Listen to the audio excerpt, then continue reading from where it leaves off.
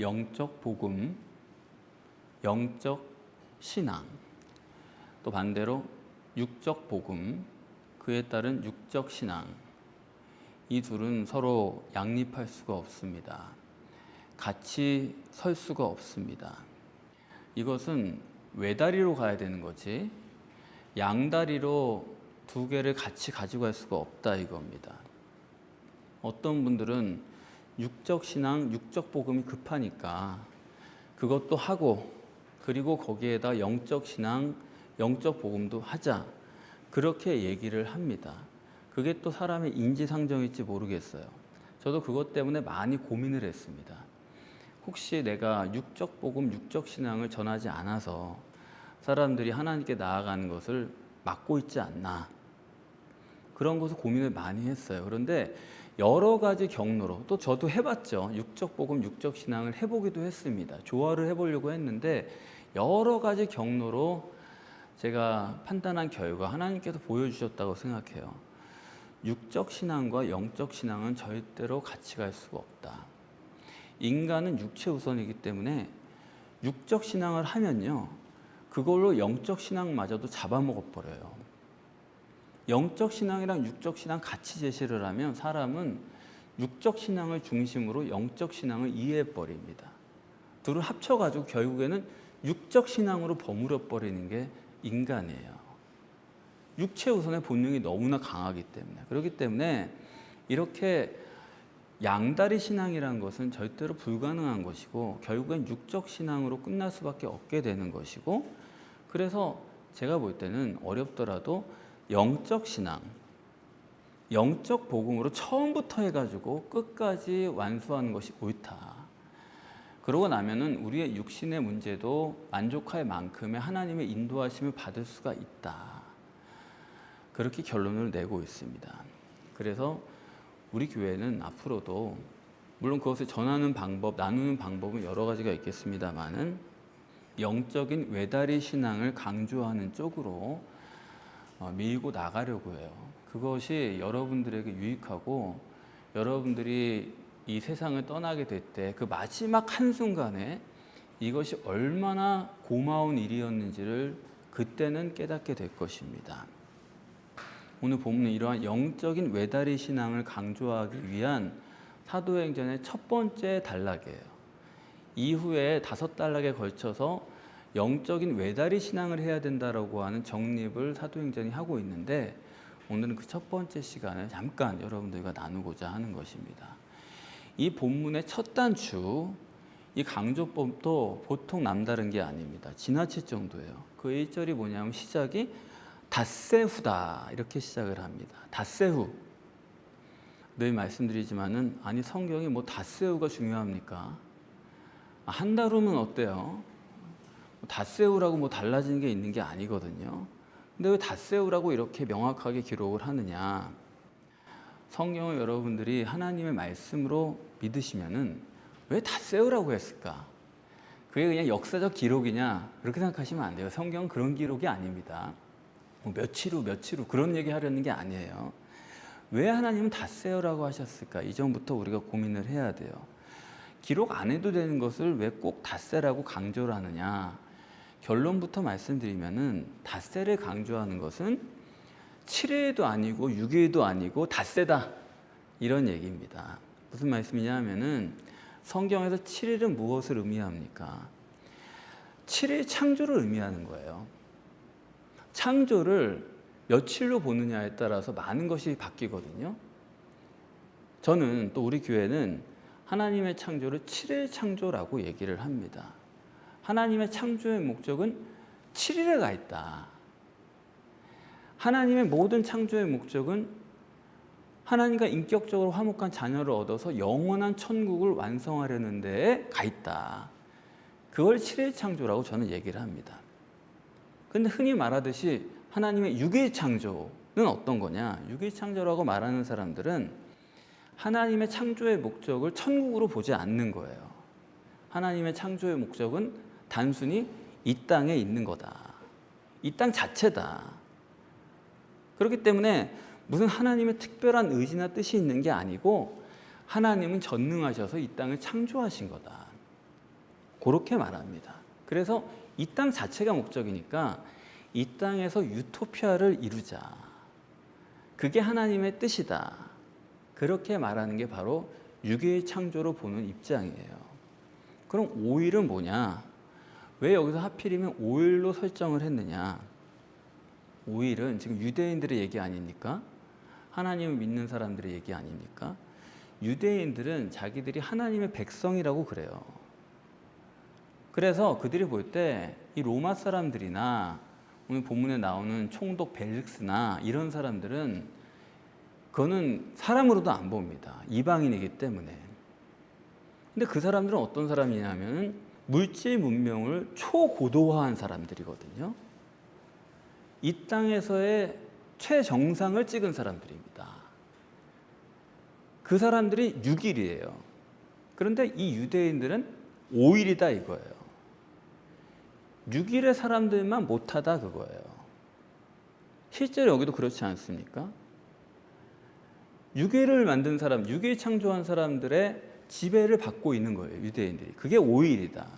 그래서 6일 창조를 주장하는 사람은 실제적으로는 6의 노예인데 7일 창조를 주장하는 사람들은 하나님의 노예고, 그럼 5일 창조는 뭐냐? 그거는 6일 창조만도 못한 아담의 후손이고 마귀의 노예다, 그런 얘기예요. 그게 바로 누구냐? 오늘 본문에 나타난 대제사장 아나니아다. 그리고 장로들이고, 그리고 변사 더둘로고, 그리고 맨 마지막 절에 가면은 마지막에 유대인들도 여기에 참여했다, 이렇게 말하고 있습니다. 즉 이 유대인 공동체, 유대인이라고 하는 하나님을 믿는 유일신 종교인들, 이 사람들은 자기들이 하나님 믿는 백성이라고 자부하고 있지만 본문에서는 그것을 5일 창조다. 그들은 마귀의 종이다. 6일 창조만도 못한 아담의 후손일 뿐이다 라고 얘기하는 것입니다. 그러시고서 본문을 보시면은 이 닷새 후에 대제사장 아나니아가 온 거예요. 이 사람은 유대인의 대표고, 그렇기 때문에 5일로서 유대인을 정립하라, 5일로서 유일신 종교를 정립하라, 이런 얘기가 되겠습니다. 자, 그런데 이 대제사장이 왔으면 그냥 송사를 하면 되잖아요, 자기가. 근데 자기 혼자 온 게 아니라 누구를 데려왔어요? 변사 더둘로를 데려왔다 이겁니다. 이것부터가 문제가 되는 거예요. 아니, 대제사장 정도 되면은 하나님의 뜻에 맡긴다든지, 저는 범사의 그를 인정한다든지, 그렇게 하면 되는 거지. 지금 변사를 왜 데려온 거예요? 변사가 뭡니까? 말로만, 말이 뛰어난 사람이에요. 언변이 남다른 사람이에요. 결론부터 말씀드리면 이건 무슨 얘기냐면은 감정 주도적이다. 말을 왜 그렇게 탁월하게 해야 됩니까? 감정 주도적이기 때문이에요. 지금 말을 잘해가지고, 그러니까 이 대제사장은 사실이나 진리가 중요한 사람이 아니에요. 말을 잘하는 게 중요한 사람이에요. 여기 이걸 변사로 해놓으시니까 여러분들이 조금 헷갈리실 수가 있는데, 이걸 사실은 음악이라고 바꿔서 생각하시면 더 좋습니다. 음악이 뭐예요? 상당히 사람의 감정을 움직이는 거죠. 그러니까 이 대제사장은 하나님의 뜻으로 하려는 사람이 아니에요. 사람의 감정을 지배하고 감정으로 어떻게 하려는 사람이다. 다시 말하면 인간은 감정 주도적이다. 그리고 그걸 아는 사람이다 이겁니다. 여러분, 감정 주도라는 게 뭡니까? 그거는 감정적 동물이라는 얘기예요. 그러니까 나는 감정적 사람이다. 그게 뭐냐면 나는 짐승이다. 그걸 얘기하는 것 같아요. 그러니까 인간관계가 절대이죠. 감정 주도적이니까 사람에게 끌릴 수밖에 없지 않습니까? 그게 인간이라고요. 음악이 절대고, 그래서 사람의 감정을 움직이려고 변사를 데려온 거죠. 음악을 사용하는 거죠. 여러분, 인간은 확실히 이성보다는 감정이 훨씬 더 강한 겁니다. 그래서 지금도 뭐 한류, BTS니 그런 게 다 뭐예요? 전 세계를 지금 휩쓸고 있지 않습니까? 이거는 감정 주도적이에요. 내용을 갖고 그들이 생각하는 게 아닙니다. 그래서 저는 사실 교회에서도 찬양 집회 이런 거를 굉장히 우려스럽게 봐요. 젊은이들이 찬양하는 모습이 너무 아름답다, 그런 댓글들을 사람들이 다는데 저는 볼 때마다 참 큰일 났다 정말. 아니 그 찬양 집회를 인도하는 모임을 바꿔가면서 메뚜기가 한철이듯이 여기서 한 밭을 그냥 갉아먹고 그 다음 밭으로 옮겨서 또 갉아먹고 도대체 그게 무슨 의미가 있으며 거기서 은혜 받고 손들고 찬양한 청년들은 지금 다 어디에 가 있는 것입니까? 그래서 저도 교회에서도 음악을 사용하는 것에 대해서 상당히 우려를 하고 최대한 절제를 하려고 해요. 왜냐하면 감정 주도적인 것이 음악이기 때문에. 마찬가지로 감정 주도적인 설교 이런 걸 보면서도 참 안타깝게 그지없는 거예요.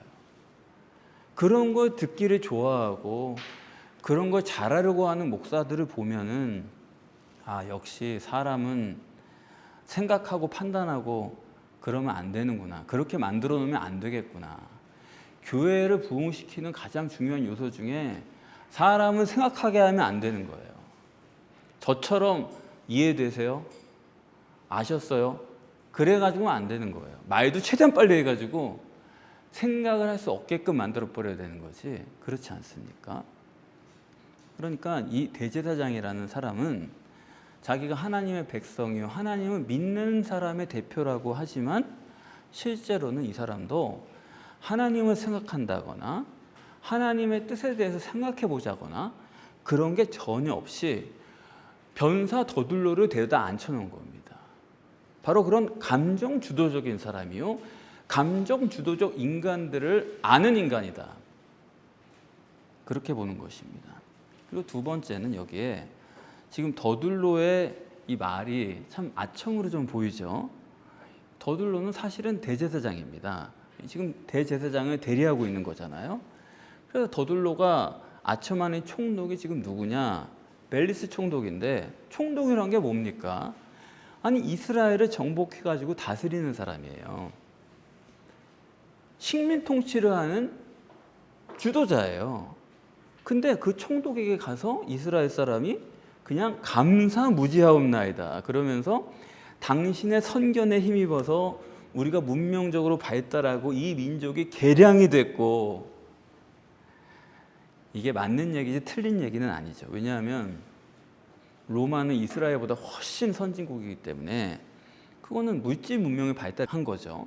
그러니까 육체적으로 침략을 해가지고 지배하고 있는 거죠.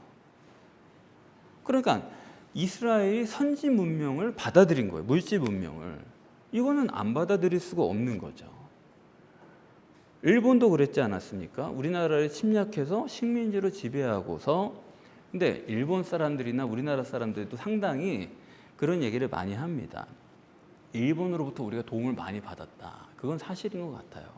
왜냐하면 선교사들의 글을 읽어보면 그들이 하는 말이 그래요. 조선시대 때 길을 다닐 수가 없었대요. 이게 뭐 발을 디딜 수가 없을 정도로 그냥 배설물이 천지여가지고 다닐 수가 없을 정도로. 근데 그걸 일본이 와가지고 다 치워주고 하수도 공사 다 해주고 그런 거 아닙니까? 물질 문명을 가르쳐주고. 지금 우리가 가지고 있는 대부분의 회사들 그게 다 일본으로부터 온 거거든요. 그리고 여러분 김 좋아하세요? 김을 재배하는 법도 일본이 우리에게 가르쳐 준 거고. 그러니까 우리가 너희 많이 도와줬지, 일본이 우리 많이 도와줬지, 그런 거지. 뭐 일본 나쁘다, 그건 사실 실제를 모르면 그런 얘기를 하는 거거든요. 그러니까 이건 맞는 얘기긴 해요. 그런데 이 사람이 지금 식민 통치를 하는 사람이고, 사실은 그게 이스라엘 입장에서 보면 굉장한 수치죠. 하나님 백성인데, 아주 원수인데 여기 이 사람 하는 말이 감사무지하다는 거예요. 뭘 말합니까? 이 대제사장이, 또 유대인들이 말로는 하나님이라고 그러지만 실제는 뭐예요? 물질이 절대다 이거예요. 그들은 물질만 절대인 거예요. 돈이 전부인 거예요. 그게 유대인들이다, 대제사장이다 하는 것입니다. 결국에는 이 사람들이 물질 절대고 육체가 절대고 바로 그런 거죠. 그래서 하나님을 믿고 하나님의 백성이라고 하지만은 하나님을 기다리고 하나님이 먹여주기 기다리고 그런 사람이 아니다 이겁니다. 당장 이 사람들이 쳐들어왔어도 우리 먹여 살려주고 잘 살게 해주고 그게 절대다. 세 번째는 헤롯 성전을 얘기합니다. 지금 성전을 더럽힌다고 그러는데 이 성전은 헤롯 성전이거든요. 이거는 하나님이 지으라고 하신 솔로몬 성전이 아니에요. 헤롯 성전이 어떤 데입니까?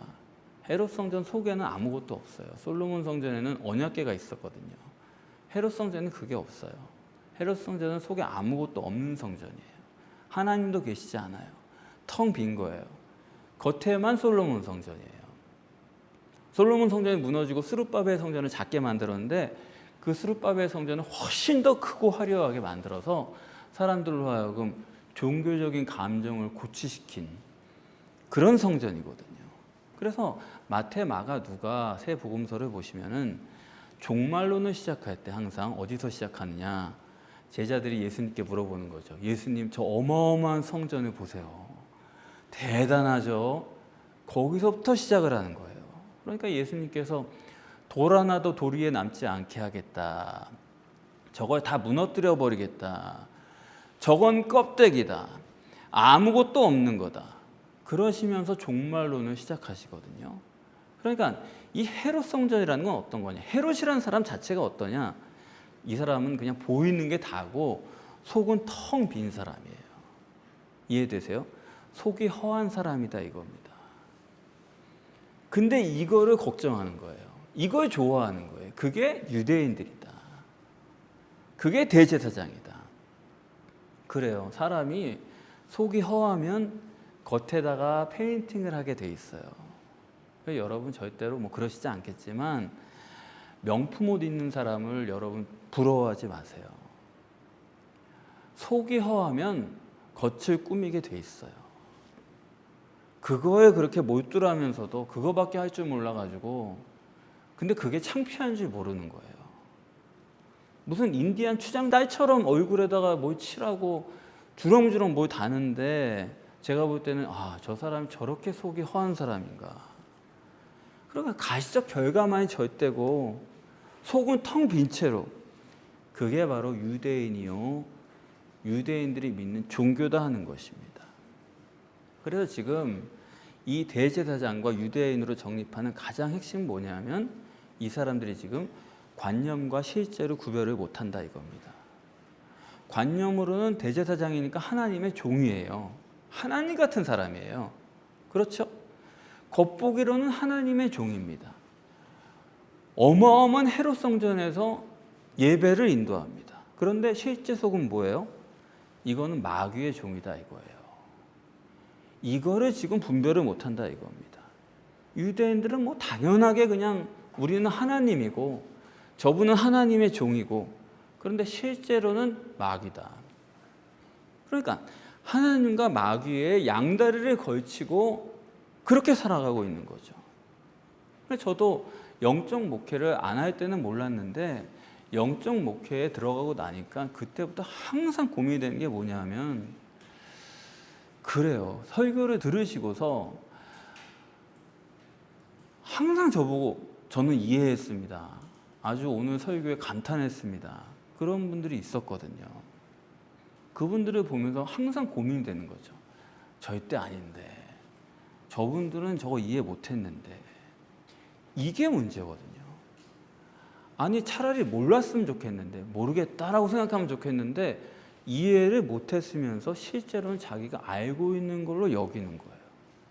그래서 거기에 대해서 모르시는 것 같다라고 조금만 의문을 제기하면은 아주 기분 나빠하면서 내가 모를 리가 있느냐, 왜 나를 무시하느냐.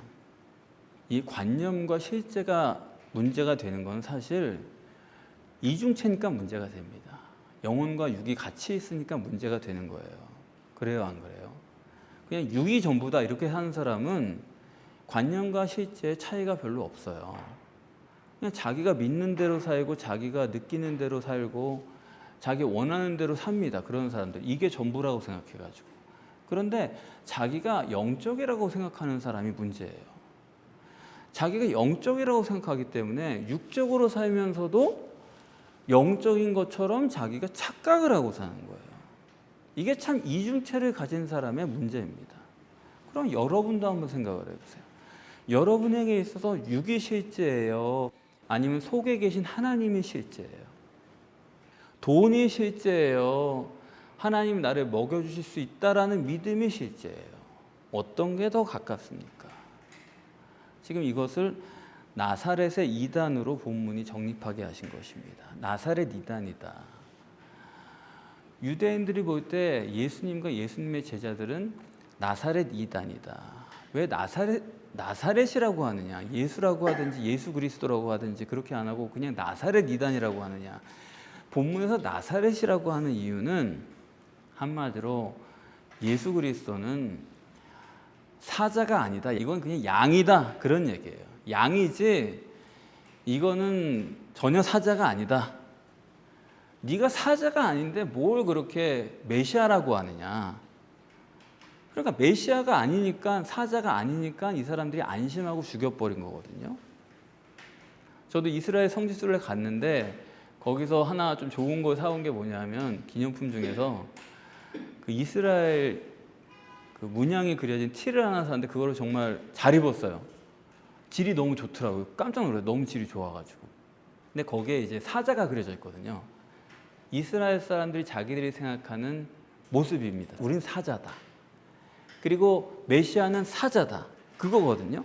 그런데 여기서는 나사렛이다. 그렇게 말하고 있는 거예요. 예수님은 태생부터가 다 알고 있죠, 유대인들이. 저놈은 태생부터가 나사렛이다. 왜요?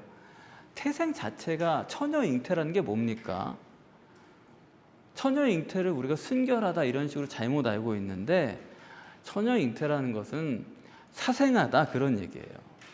이거 애비가 누군지 모른다. 그게 처녀 잉태의 뜻이거든요. 그러니까 예수는 우리가 조사해 보니까 태생부터가 보잘것없는 양이지 이건 사자가 될 수 없는 인물이다. 그래서 실제로 예수님도 그 성장을 나사렛에서 하신 거예요. 그래서 빌립에게 나다나엘이 만나가지고 얘기할 때, 야, 무슨 나사렛에서 선한 것이 날 수 있느냐 그렇게 얘기하잖아요. 나사렛에서 출신한 사람은 그 사람은 절대로 사자가 될 수가 없다. 그런 동네다 그런 얘기죠. 그래서 오늘 본문도 예수를 나사렛 이단이다 이렇게만 얘기를 하는 거예요. 근데 만약에 예수님이 양이 아니고 사자였다면 어땠을 것 같아요? 사자였다면 당연히 이단은 아니죠. 사자였다면 이단이라고 하지 말 안 해요. 근데 나사렛이란 동네가 양이니까, 아니 양이 지가 메시아라고 그러니까 그건 이단이죠. 얼토당토 않은 얘기다 이겁니다. 그러면 그렇다고 해가지고 예수님이 처음에 오실 때 이 사람들이 나를 이단으로 몰 수 있으니까 내가 육신으로 사자로 와야 되겠다. 태생도 아주 부유한 가문에, 명망 있는 가문에 태어나고 인물도 잘생기고 목소리도 쩌렁쩌렁하고 그런 인물로 와가지고 나를 믿게 해야 되겠다. 육신이 사자였다고 생각을 해보세요. 그러면 사람들은 뭘 믿어요? 그렇다고 예수님을 믿는 게 아니에요. 왜냐하면 겉에 육신만 믿고 해록 성전만 믿고 뭐 대제사장이 옷을 이렇게 입었으니까 저분이 하나님의 종이 그런 식으로 믿고 그런 거지 속을 믿질 않아요. 하나님을 믿지 못하는 거예요. 영적인 걸 믿지 못해요. 영적인 복음을 듣지 못해요. 왜냐하면 항상 육체 우선이 절대니까 육체 우선인 사람에다가 사자를 보여주면 사자만 믿고 육신만 보는 거지 절대로 영적 세계로 들어가려고 하지 않는다 이겁니다. 그래서 저는 참 어떻게 2000년 기독교가 이렇게 영적 복음을 정립을 안 했을까? 육체 우선이라고 하는 인간의 본성을 정립을 왜 안 했을까? 유대교까지 치면 4000년 동안 왜 이걸 못했을까? 한동안 그게 이상하다 고민을 했는데 어쩔 수 없다. 인간은 육체 우선이니까 영적 복음이라든지 인간이 육체 우선 존재라든지 이런 거 생각을 안 하는 겁니다. 그냥 있는 그대로 육체 우선이 전부고 그게 절대고 그 이상의 것을 생각을 하려고 하지 않는 거예요. 너무나 당연한 거죠. 그렇기 때문에 기독교인이 되기 위해서는 먼저 여러분이 고난의 신학을 분명하게 정립을 해야 됩니다. 고난이 우리에게 어떤 의미가 있냐가 분명해야 되는 거예요. 피복음에서는, 유신 종교에서는 그들은 양다리니까 우리는 영적 복음의 외다리고, 피복음에서의 신앙이란 건 뭐냐 하면은, 여러분, 피복음에서의 그 십자가라는 게 뭐예요? 그게 어떤 거예요? 한번 생각을 해보세요. 피복음에서의 십자가는 누구 용입니까? 피복음에서 십자가는 오직 예수 그리스도 용인 거예요. 예수 그리스도가 우리의 죄를 사하기 위해서 십자가를 진 거죠. 그걸로 우리를 구원하는 거니까. 그러니까 십자가는 예수의 십자가지 우리의 십자가는 아닙니다. 예수가 지는 십자가예요. 그리고 우리는 그 십자가의 혜택을 지는 거죠. 십자가의 혜택을 받는 사람들일 뿐이에요. 다시 말하면 예수의 십자가는 피복음에서는 그건 수단이에요. 그건 과정이에요. 목적은 어디 있어요? 우리죠. 그거 아닙니까? 십자가의 피로 내가 구원받았고, 내가 살았고, 그런 거 아닌가? 내 죄 사함 받았고, 그거 아니에요? 그러니까 목적이 우리에게 있는 거지 하나님이 갈지 않다고요. 오히려 예수의 십자가가 우리를 위한 수단이 되는 거죠. 그러니까 우리는 뭐예요? 이 땅에서 살기 위한 사람들이고, 십자가를 통해서 내 육신의 죄, 이 땅에서 지은 내 잘못들 다 용서받는 거고, 마음이 편한 거고, 다음 주의 생을 살아갈 수 있게 해주는 거고, 그런 거죠. 그게 바로 다른 게 아니라 세상 복음입니다. 삼박자 구원이 왜 기독교에서 이단이 안 되고 이렇게 같이 갈 수 있느냐? 지금 사실상 전국에 있는 교회가 다 삼박자 복음 아니에요? 자기가 장로교라고 말은 하지만 실제 설교는 순복음교회 설교를 하는 거 아니에요? 왜 그렇게 됐느냐? 둘은 서로 통하는 거예요. 어차피 뿌리가 같은 겁니다. 십자가로 죄사함 받고 내가 여기서 죄책감 덜고 건강하고 부자 되고 출세하고, 하나님이 나를 위한 수단인 거지 내가 잘 되는 게 목적인 거지, 그래서 머리 되지 꼬리 되지 않으려고 하는 거고 신나는 거거든요. 그러니까 사람이 이렇게 많이 교회를 다니는 것입니다. 근데 여러분, 그 생각이 아주 못 쓰는 생각이에요.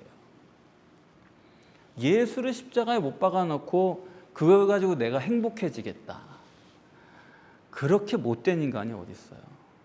예수 십자가에 못 박아 놓고 나는 이 땅에서 행복을 누리겠다, 이번 주를 또 살아가겠다, 그런 못된 인간이 어디 있습니까? 절대로 하나님께서 기뻐하시지 않아요. 그래서 여러분도 기도하실 때, 여러분 최소한도 우리 교회 교인분들은 그렇게 기도하시면 안 되는 거예요. 맨날 자기 기도할 때 내 목적을 이루기 위해서 하나님 좀 도와달라는 거죠. 여러분, 그게 없을 수 없지만 그건 신앙이 아닙니다. 신앙은 하나님을 신뢰하는 거예요. 나보다 나를 더 잘하시는 주님이 주신 걸 믿습니다. 신뢰하는 거예요. 마태복음 6장 8절 말씀처럼 하나님은 내가 구하는 것을 미리 알고 계시는 분이에요. 그런 분이 다 주시고 알아서 주시는 거지, 그걸 생각 안 하고 왜 그러시냐 이거예요. 최소한 또 우리 기도라는 건 달라 그게 아니라, 하나님이 저를 사랑하셔서 주신 거 다 아는데, 좋은 거 주신 거 다 아는데 근데 이건 왜 그런 거예요? 라고 질문을 하든지, 아니면 더 나아가면 아예 주님, 이런 고난도 감사합니다, 이렇게 돼야 되는 거죠. 그러니까 여러분, 복음이 뭔지 분명하게 하셔야 돼요. 많은 사람이 그럽니다.